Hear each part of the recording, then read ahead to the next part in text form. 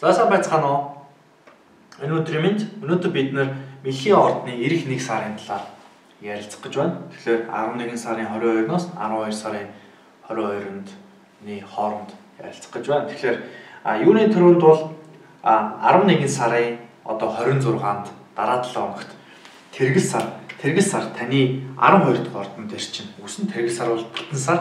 Тэгэхээр 12 дахь орд бол хөвчлэн бол та нэг тийм үү эхний нэг 2-7 хоног магадгүй та нэг тийм ганцаараа баймаар ч юм уу эсвэл нэг тийм одон орон судалсан эсвэл одоо уран зохиол шүлэг ямар алт ертөнцч байд юм уу тийм нэг ганцаараа байх хүсэл төрөх болов эхний 2-7 хоногт мөн цаашлаад таны 4 дахь ордонд чинь одоо 4 дахь ордон бол таны гэр бүл байдаг. Гэр бүл болон орон сууц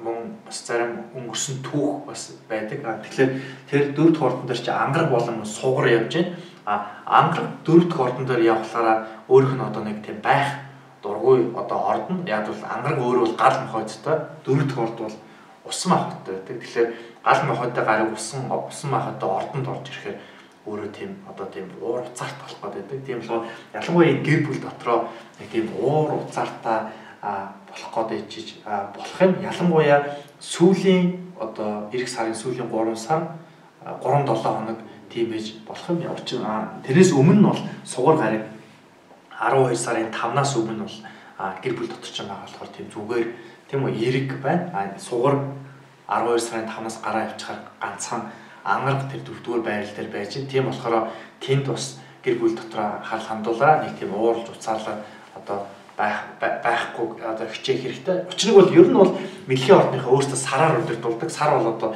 нарыг 28 хоног дотор тойрчдаг.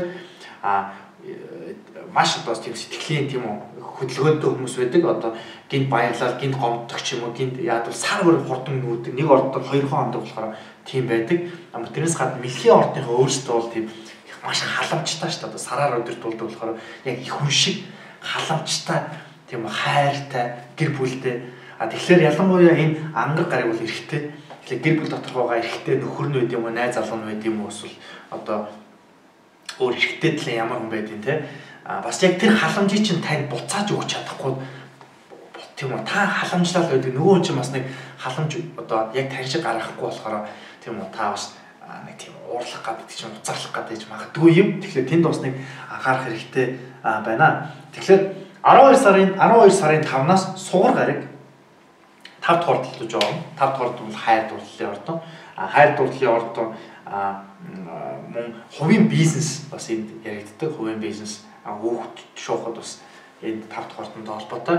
Тэгэхээр ялангуяа одоо сингл буюу одоо ганц бие Мэлхийн ордонд төрсэн хүмүүс бол хайр дурлалын асуудал нь их тийм сайн байна. Учир нь бол сугар гараг өөрөө хайр дурлал нөхөрлөл санхиг удирддаг. Тийм байгаа. Тэгэд болж өгвөл би төр өрлөө хэрвээ нөхөртөө гэр бүлтэй хүмүүс бол хайр дурлал мэдээж бас сайжирна. Гэхдээ тэнд бас тийм одоо нөхөртөөгүй гэдэг юм уу найз залуутайгаас маргаалдах өндөр магадлал байна. Тэрийг авахлаар дарах хэрэгтэй гэсэн үг. Энэ бол төр зүрийн ангараг дараа сараас өөр 2 сарын дараагаас нүгэд явчихна. Одоо дараа сарын сүүлээс нүгэ таны 5 дахь ордол руу орно. Тэгэхээр энэ төр зүрийн асуудал. Тэрнээс гадна эх одоо сарын хамгийн гол анхаарах зүйл бол эрүүл мэнд байгаа. Эрүүл мэнд болон өдөр тутмын ажил. Эрүүл мэнд дотор чинь таны нар орж ирснээс нар одоо эрүүл мэндийн орж чинь гэрэлтүүлж өгнө гэсэн үг. Гэрэлтүүлэн дээрс нь буд болон санчир явж байгаа. Тэгэхээр заавалчгүй ханиа том уу одоо өвчин тусна гэсэн үг биш. Зөвхөн эрүүл мэндээр анхаарах хэрэгтэй.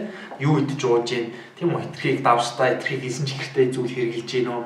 Хитрхийг өөх тостой зүйл хэрэгжилж гин үү?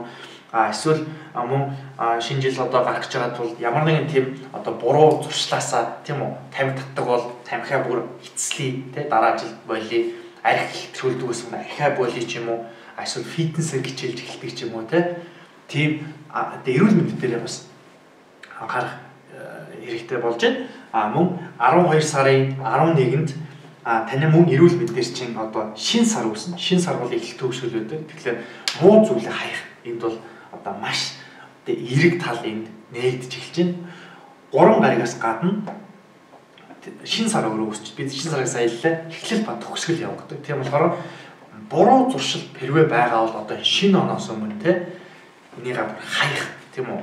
Аливаа нэгэн зэн буруу зуршил өөрт чинь байгаа бол тэрийг одоо хаях хэрэгтэй байна.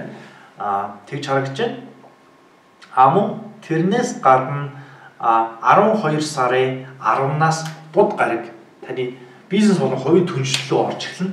Бизнес болон хувийн түншлэл тэнд бас сүүлийн 1-2-7 хоног бас бизнес болон хувийн түншлэлүүдтэйгээ харилцаа холбоо үүсгэж ярилцах нь.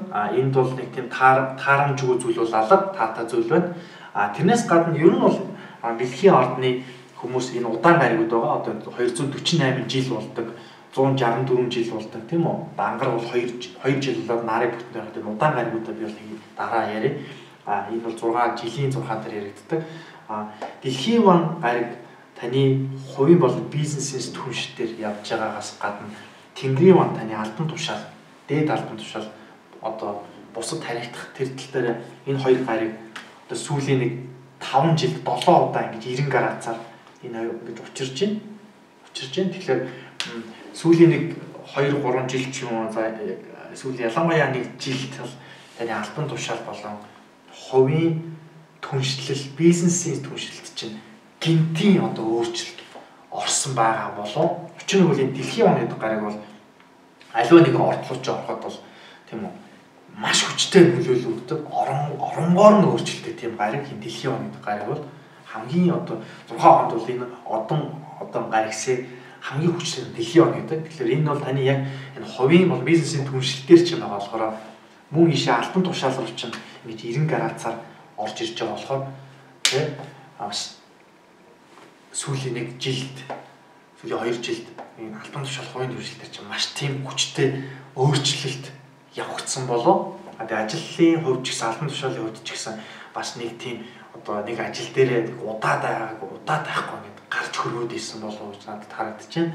Гэхдээ энэ болгон бол ирэх нэг жилд бол ерөөдөө ингэ сайжраад явах юм. Яг бол та энэ хүчтэй хоёр гарагийн нөлөөнд сүүлийн хэдэн жил явлаа. Энэ бол одоо ингээд алга болох гэж байна. Тийм байна. Мөн тэрнээс гадна 12 сарын 25-нд тэргэл сар тань дээр өөр төрч үүснэ. Тэргэл сар бол бүтэн сар.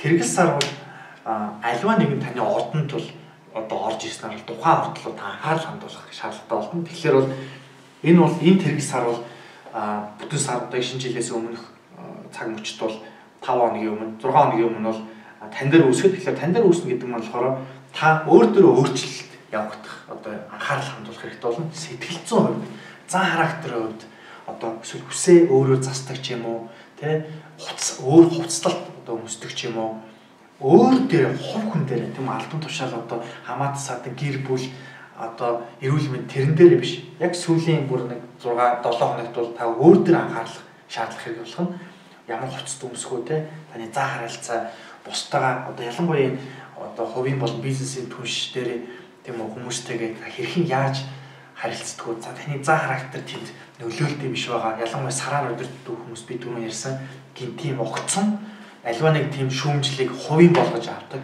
Жишээ хүн шүүмжлэхэд бол тэрийг сонсоод тийм шүүгээд гаргадаг байхад бол